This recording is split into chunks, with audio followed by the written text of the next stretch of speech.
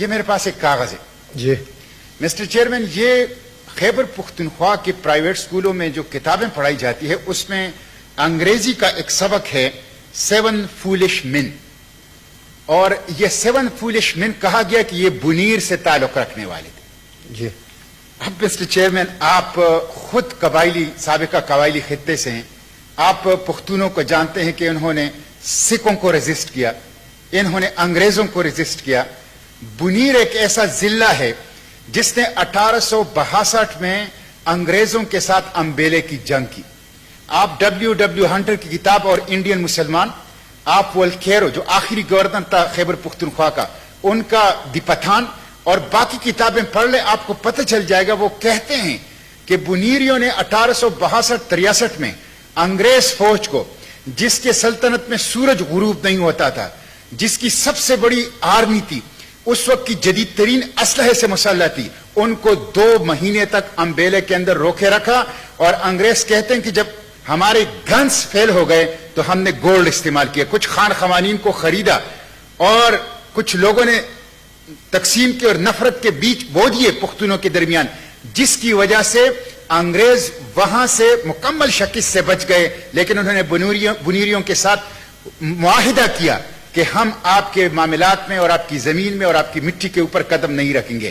Mister chairman, W Hunter کہتا ہے اور انڈین مسلمان میں کہ اگر بنیری کامیاب ہو جاتے تو لاہور کی گورنر ہاؤس تک ان کو روکنے والا کوئی نہیں تھا. یہ ایسے لوگ کہ جنہوں نے سکھوں اور جنہوں نے فرنگیوں کے خلاف اپنی مٹی کی, اپنی آزادی کی, اپنی غیرت کی تاریخ رقم ہی ہے. آج بھی اس غلامی کے دور کے اندر جب ہم ان کی تاریخ پڑھتے ہیں تو سر فخر سے اونچا کر لیتے ہیں. ان کے لیے نصابی کتب میں یہ انگریزوں کا طریقہ تھا کہ جو لوگ ان کے دشمن ہوتے تھے, جو ان کی غلامی کو نہیں مانتے تھے, جو ان کی تکبر کے سینگ کو توڑتے تھے, ان کے خلاف لطیفے مشہور کر لیتے تھے.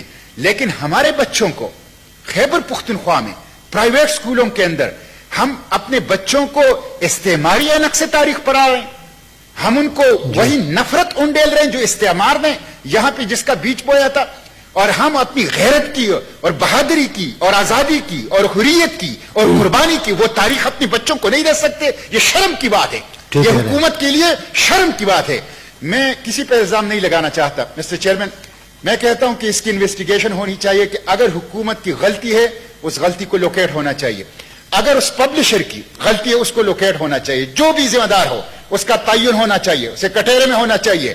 اور اس طرح ایسے آپ کو پتہ ہے کہ بنیر پیر بابا کی سرزمین ہے اور تصوف کی سرزمین ہے, اور ان کی وجہ سے ملکان ڈویژن اور خیبر پختونخوا میں اسلام کی اور تربیت کی اور تزکیے کی روشنی پھیلی ہے.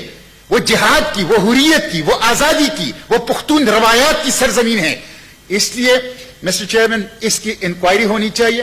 یہ کس کی غلطی ہے, کس کی کمزوری ہے, کس کی مجرمانہ غفلت کی وجہ سے یہ کام ہوا ہے, اور اس طرح کی چیزوں کا تدارک لوکیٹ بھی ہونا چاہیے, تدارک بھی ہونا چاہیے, اور آئندہ کے لیے اس سے بچا بھی جانا چاہیے. اس لیے میں چاہتا ہوں اس کو بھی کمیٹی کو ریفر کریں. جی سینیٹر صاحب, آپ کا دونوں آئٹم جو ہے متعلقہ جو کمیٹی ہے اس کو ہم ریفر کر دیں گے.